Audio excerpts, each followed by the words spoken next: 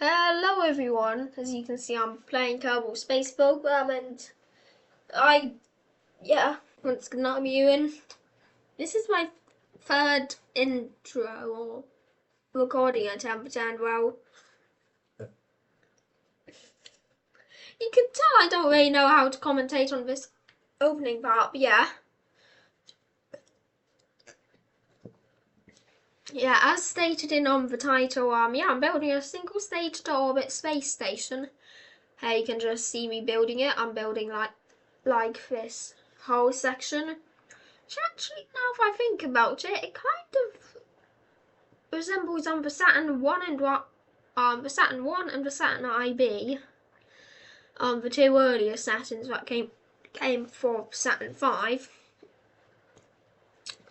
I'm going to put a photograph of one of them up on the screen in when I'm editing this.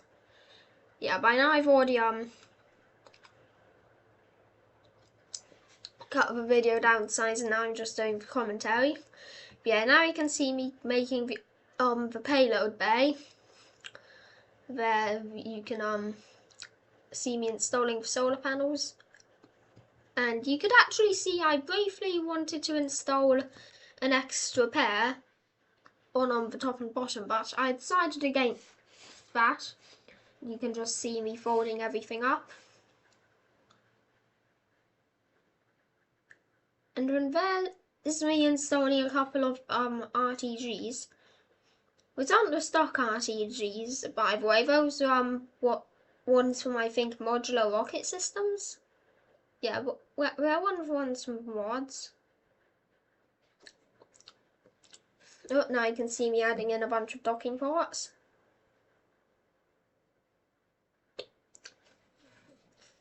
Yeah. And now here's me adding in the engines. So you can see I wanted to make them recoverable, which I did somewhat succeed at. Yeah, you can see me making some pistons to extend them out.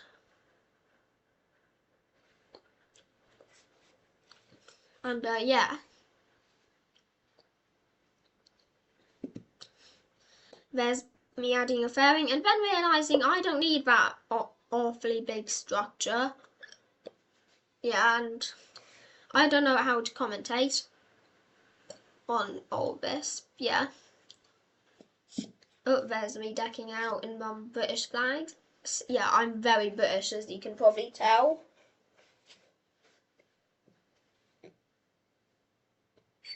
But yeah, I had about 2 hours. Yeah, I had more than 2 hours of footage, and I was able to compress all that into just 41 minutes of video. Yeah, it's taken me a long time to get to this point, and I completely glossed over the fact that by now I've actually installed FUD engines, which are my deorbiting thrusters, and here we go, the first launch attempt. Yeah, I just wanted to see if that Delta V thing was a bug, and well, bear with me here.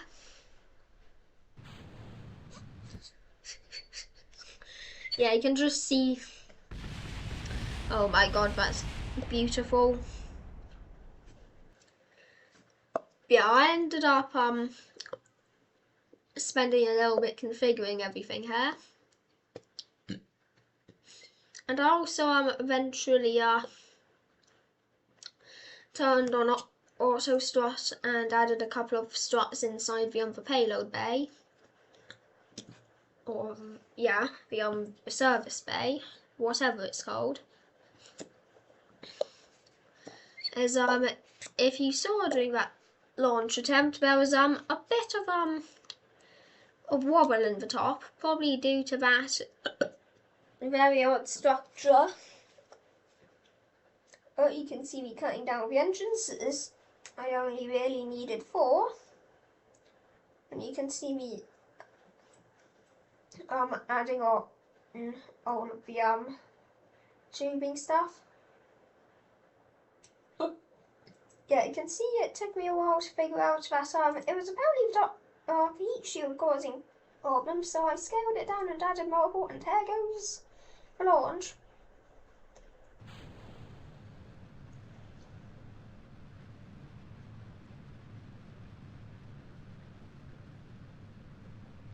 A beautiful lift off, if I have to say so myself. Yeah. This is my overall second launch attempt, and this was one that succeeded. Yeah. Yeah, I have over 2,000 hours in KSP, and now we're speeding up through on the long launch. Yeah, you can see I was taking a rather steep ascent profile for a bit.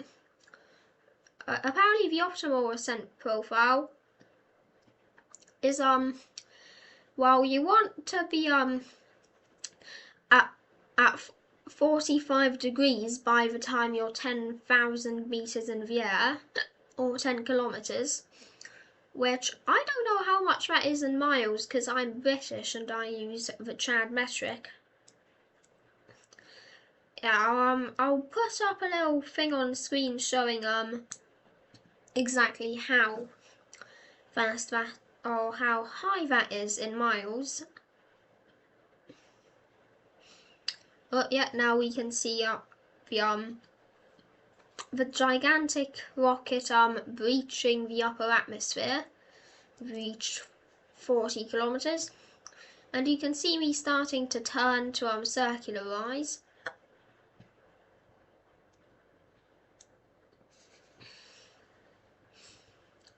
I don't know what else to say.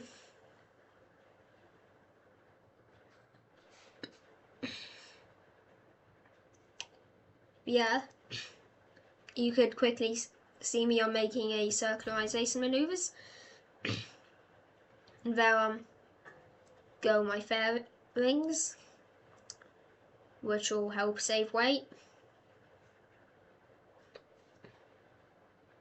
Execute the next node. Yeah, you can see me using MechJeb here. You can see my engine plates just wiggling, which is very odd looking. And there goes the burn. Beautiful roar of those four engines. The engines in KSP1 always sound quite similar. I can't really tell the difference between any liquid fuel engines. You can only really tell the difference between the liquid fuel and the ions, or the liquid fuel and the jets. I don't know. I'm just rambling at this point. Yeah, you can see we are now in a stable orbit, except on a very awful trajectory. Yeah, you can see us just tumbling.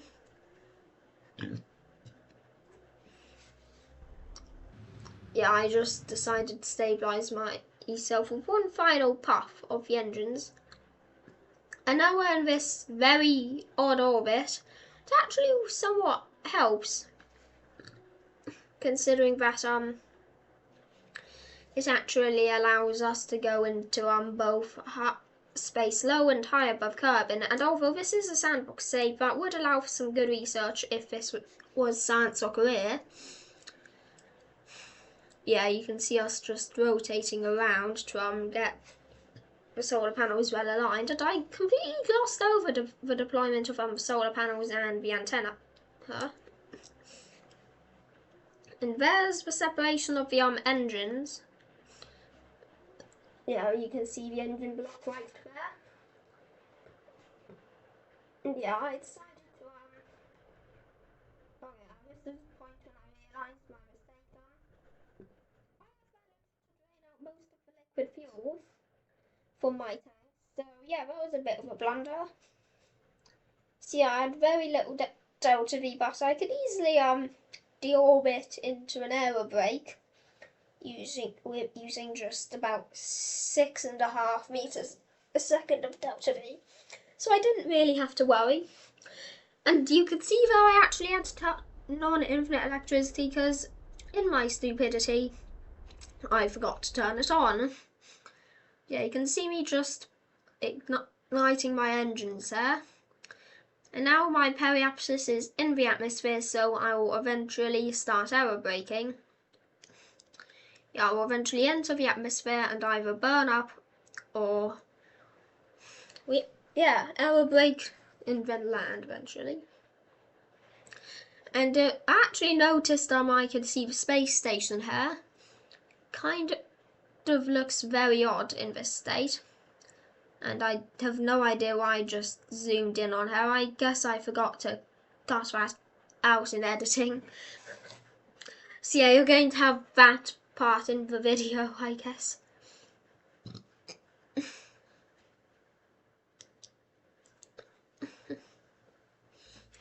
Yeah, I genuinely don't know what I was doing here. Yeah, I guess I was just burning off the rest of my fuel. Yeah, it was at this point that I had practically just, I was at this point that I ran out of liquid fuel. And I didn't even realise that it was the lack of liquid fuel's fault, and not the lack of oxidizer's fault, because I clearly had a lot of oxidizer. So I was still on a trajectory to enter Kerbin's atmosphere. I always just called it Earth. And alright, we are, now we're entering Kerbin's atmosphere here. And yeah, I just stupidly tried turning on some of the oxidizer. And it was at this, never mind.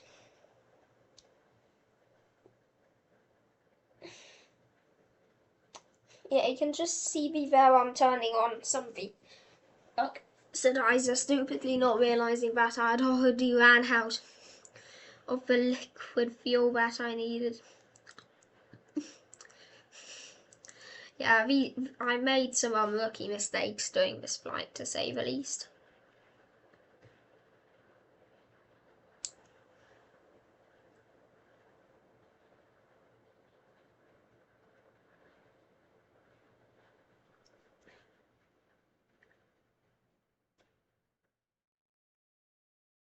Okay, it was at this point that I noticed the planets there.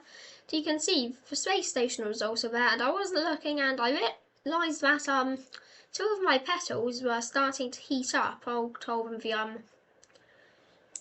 I'll be calling those the northwest and northeast panels. I'll be filtering them out like a compass, or classifying them. And yeah, I realised at this point that I was just about 50 kilometers in the atmosphere, so I'm getting quite low. And you can see my periapsis going really low. Yeah, you can see all of my heat shield segments getting really warm. I don't remember what I was doing here. And you can see my camera rotated. But so now the north panel is on the far right. Yeah, at this point all of my panels are getting rather warm, toasty.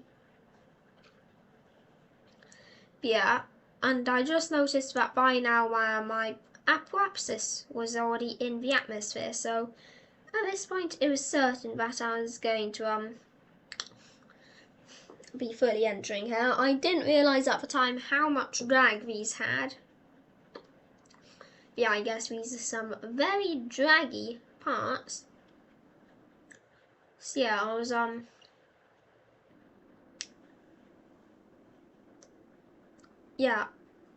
I was actually landed on those mountains near the Kerbal Space Center, which is that little peninsula in the background. I'll probably put a little like circle around it to indicate its location.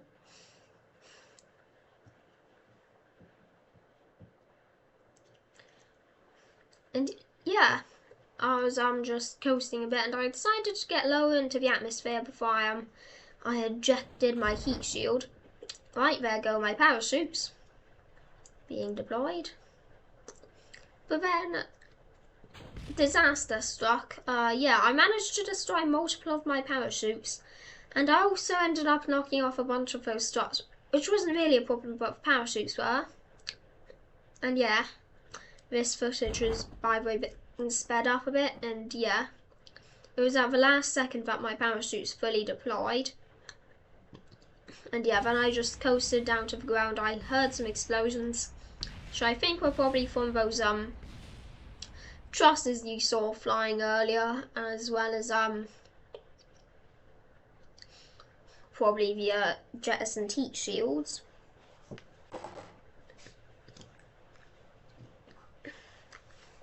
Yeah, and then we're about to have touchdown. Bang. And yeah, footage here is just sped up. Yeah, I ended up slamming I guess my fairing into the side, and then actually my parachute sat that got ejected. Yeah, you could just see me taking a screenshot there.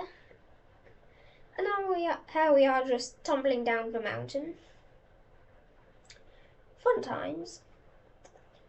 And yeah, we just kept going, and I actually noticed my parachute started to get snipped, and then eventually yeah, my one there, my final one got snipped, and I ended up crashing down. Yeah, here we have our space station, and I can't remember what I was doing here.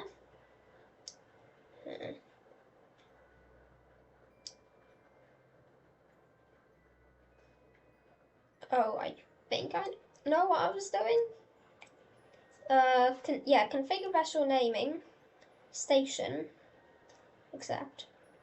I also like to turn the name priority up to 20.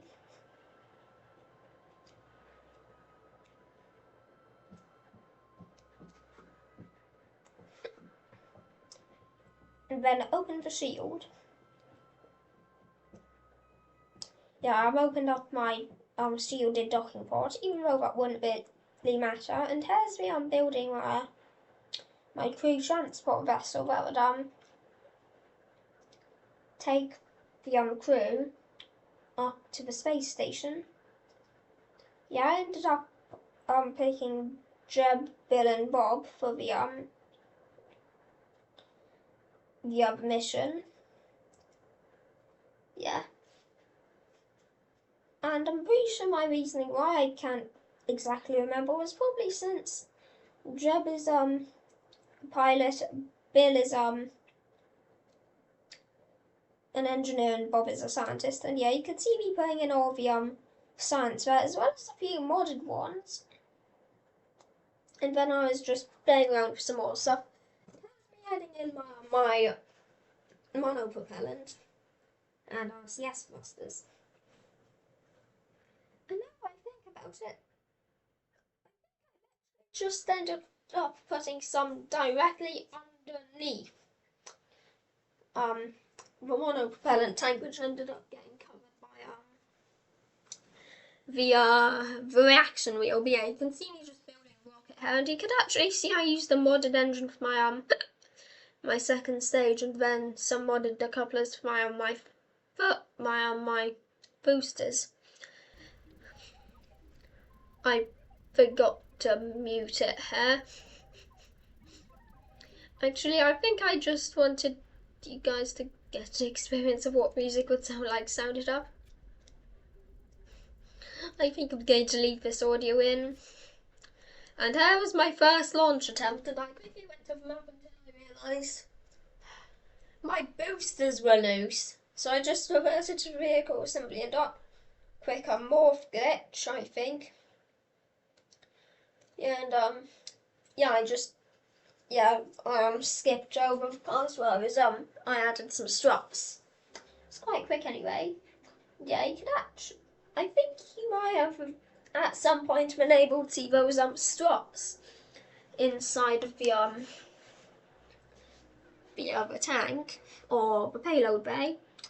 And yeah, here I was warping around to an optimal transfer window or launch window where I could easily. Oh yeah, it was at this point I remembered to turn off infinite electricity, as by now I'd completely completely destroyed the engine block that I turned it on to recover. Yeah, at this point I had to go to the tracking station just to switch over to my vessel. So yeah, just a quick little bit here. And switching over to the crew transport rocket. So yeah.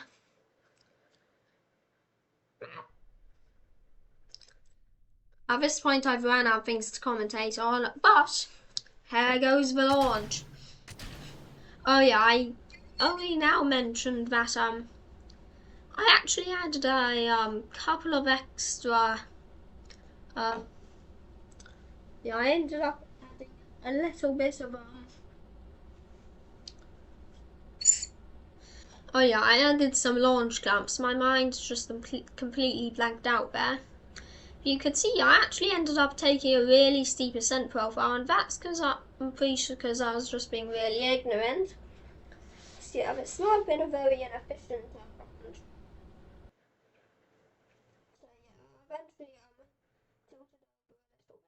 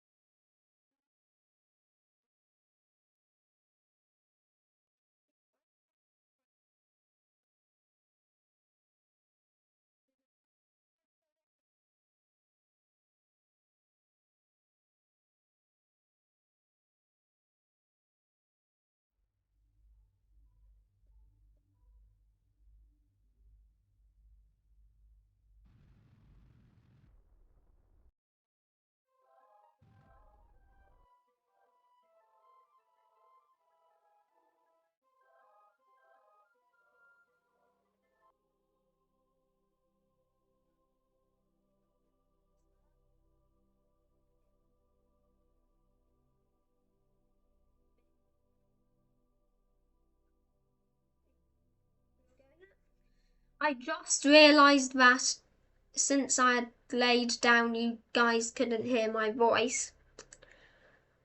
Oh my god.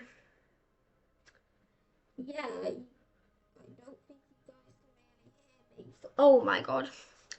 Yeah, so basically, yeah, I was just skipping ahead, but I did, I was experimenting a lot with, transitions, so I really like the cross blow and the morph glitch.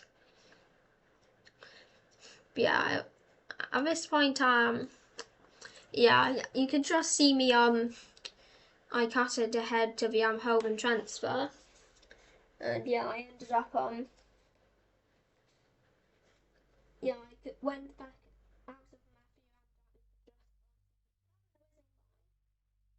I decided to include that in the video, and here goes our burn.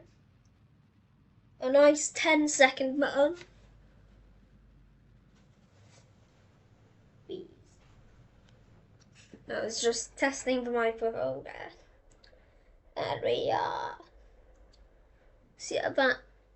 Right, on intercept course, planning to match velocities at closest approach. You could actually see I had way more delta V than I needed. I intended to only circularize with that third stage. But spoiler alert, I docked with the second stage still attached. So I never actually used that first stage or third stage. Oh my god.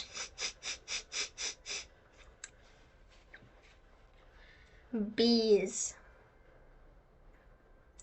And there's just me transferring the liquid fuel and oxidizer to the second stage from the third stage. So yeah, I never even got to use the third stage.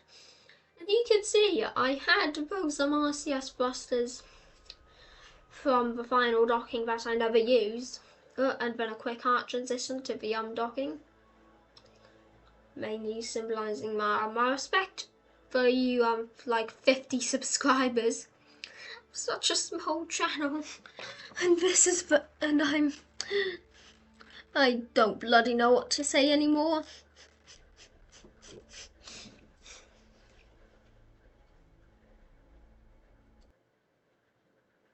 And then here's just my approach.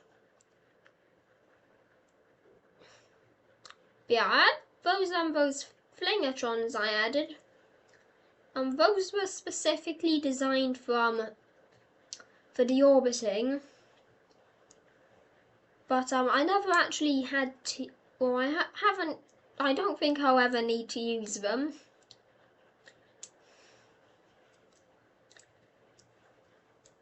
Unless I plan to utilise them to adjust my approach to the KSC. I only just noticed my spacecraft tumbled there.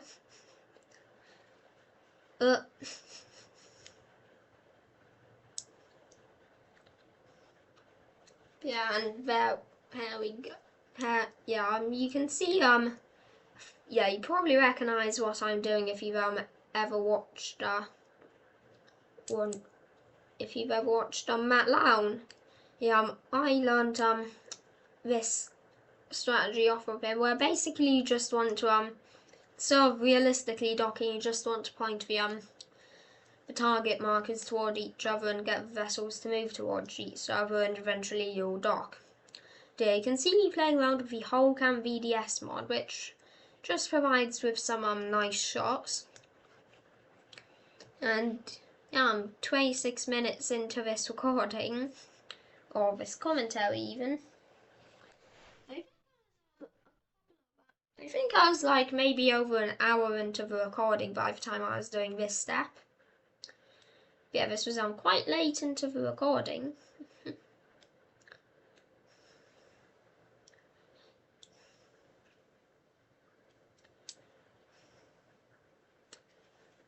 Yeah. Yeah, you can see the docking happening here.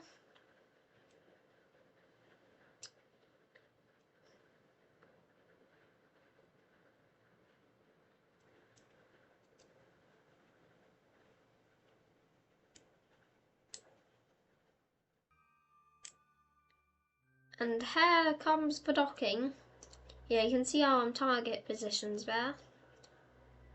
Yeah, we are going to be making a docking here.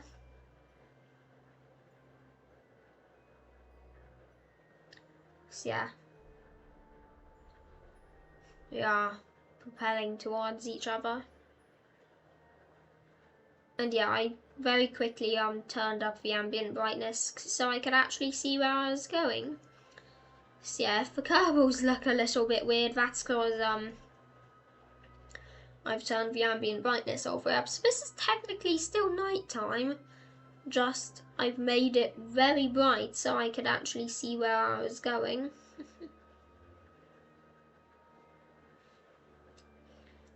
Yeah, you can just see me like playing around with like where I was going.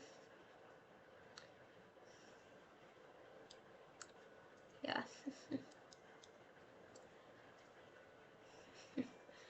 Man, that's a beautiful spacecraft.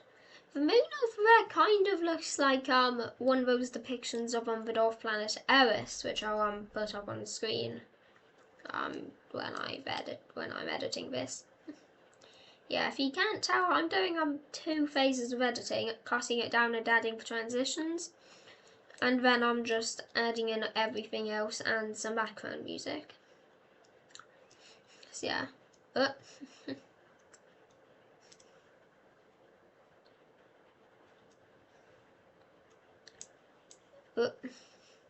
You can see me switching about over nav cams. And here's what I wanted. And there's just me turning around so that I could get my solar panel aligned with the solar array on the space station. I actually forgot here that I had 2 solar panels. Do a quick ink transition to the a little bit later after I had just done some quick checks. But you can see me aligning up like this, and then I changed my alignment a bit. I don't know what I was doing here. I guess I was just trying to get a very specific alignment. But yeah, I'm just rambling at this point. I ran out of things to talk about. yeah, this isn't the most thrilling docking, but you do get an amazing camera view using the whole cam VDS mod. So let's just sit tight and watch the docking.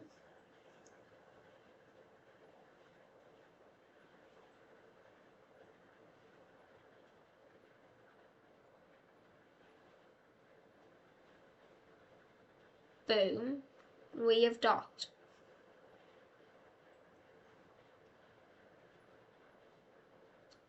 Yeah, and at this point I opened up my no I didn't. Oh, I think it was at this point that I noticed that well, my G11 hinge that I was holding on my solar array was kind of floppy.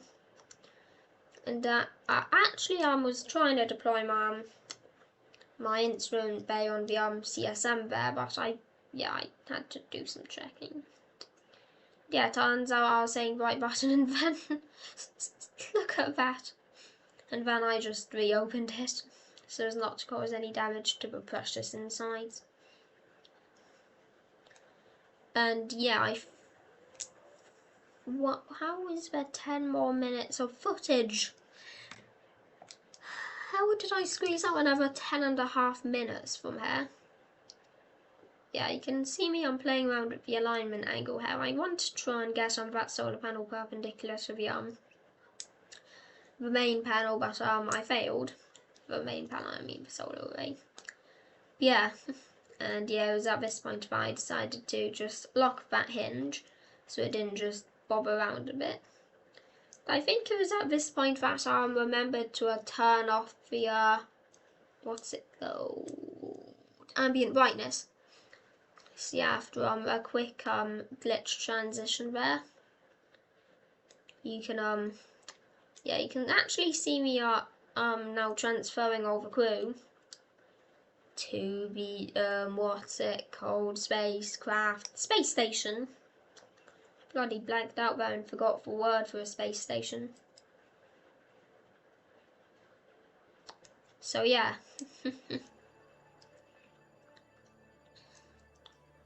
Yeah, I can't remember what I was doing here. But yeah. Yeah, it was at this point actually that I did all my science. As yeah, I apparently I couldn't do a seismic scan or a crew report. Seismic scan, apparently you can't do that in space, I think. Just like the atmospheric fluid spectrophotometry or whatever it's called. I haven't used that in a while. Yeah, I also utilised the Science Junior, and then I just opened the doors on the other one. Yeah, I decided to move Jeb back to the yeah, I decided to move quick cross blur to when I did the crew report. Crew reporting in from space. And then I just transferred Jeb back and another cross blur. Oh my god. This was after a little bit when we had gotten into the brightness, so I could then see where I was going as I collected all the science with Bob.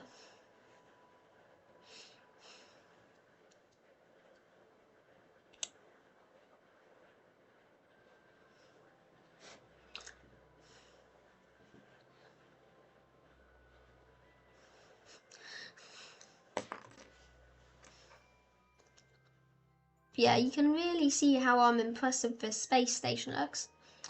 And now here I am transferring Bob into the crew cabin so I could send him out on an EVA to collect and reset all the science stuff. But yeah, and I wanted to quick save in case a disaster struck, considering this is I think my first time ever doing an EVA in space. I can't remember. Yeah, I just decided to quick save there. And it took me a little bit to figure out the controls until I realised that it's just shift and control to go up and down. And yeah, you could see me just trying all the buttons. And I actually bonked off of the solar panel. And you could just see I was spamming all the buttons trying to get something to work until I realised Shift and Control. And when I started collecting all the suns, but then disaster struck. Yeah, you can see I destroyed my solar panel. But luckily I still had the 4 big solar arrays and also that little that smaller 1x5 solar panel that was on the other side. Yeah, I was especially careful not to destroy this one. What was I doing? Yeah, and I tried to load seismic data as it had, but apparently hadn't ran. Seismic scan can be done right now though, so I'm going to have to remove that next time I fly this. Because that's just dead weight, and that takes away delta V.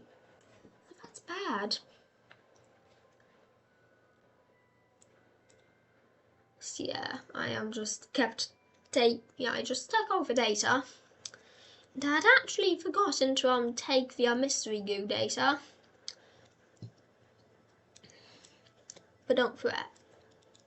Yeah, I eventually took it out later, but then spoiler alert, well yeah, disaster struck again. I was looking where I was going and I ended up ramming directly into the other solar panel. Yeah, I ran into one of the 4 big solar panels on the space station. I don't know how I called it the other one.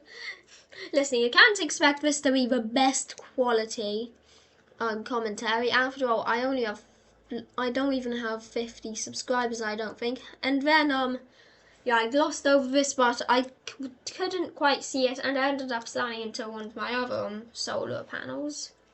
Yeah, my Gigantor XL solar arrays. Yeah, I just quickly decided to transfer everything. Yeah, and for some reason, instead of just storing the data, I decided to do something a little bit more fancy.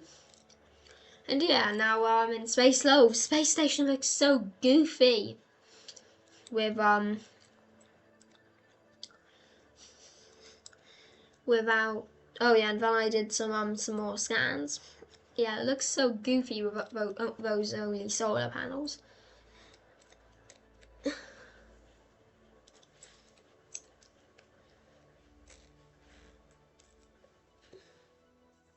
Yeah, and you can just see me doing a bit more science. But yeah, I actually found that quite interesting. Science Junior.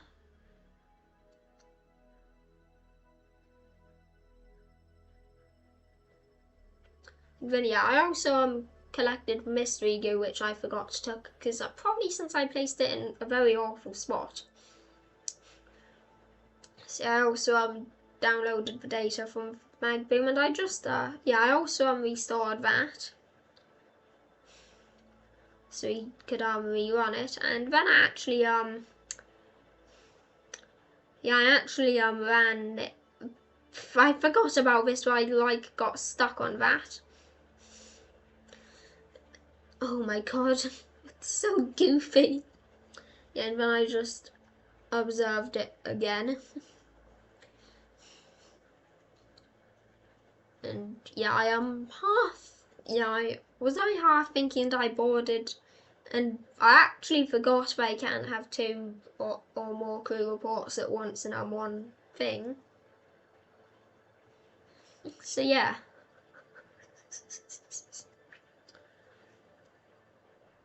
Yeah. And then I sent out Bob again to continue collecting the data.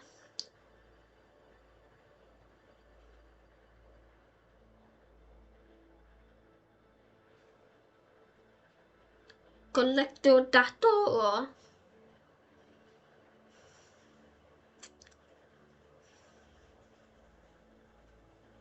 And yeah, I also restored these in case I'd ever need them again, which I probably didn't, except if this was a science save, I'd probably want to use them once over each biome, and once both in Space Low and Space High.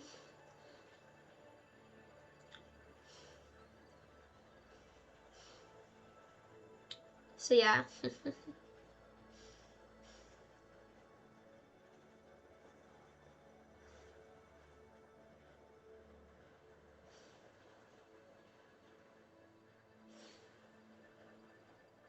And yeah, quick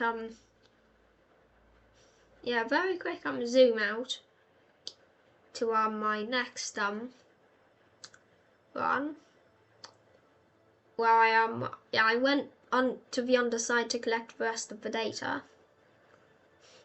I'm going to have to remove that relative accelerometer because it's just bloody dead weight. Yeah, I took the data from her.